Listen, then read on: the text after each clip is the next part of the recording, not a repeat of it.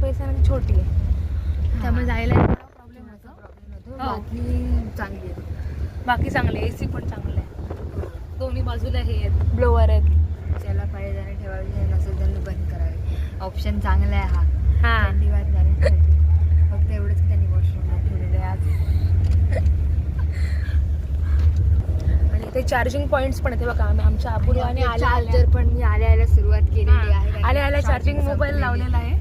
Charging संपलेली माझी आणि एवढं चांगला ऑप्शन आहे माझ्याकडे. पैसा वसूल करते मी.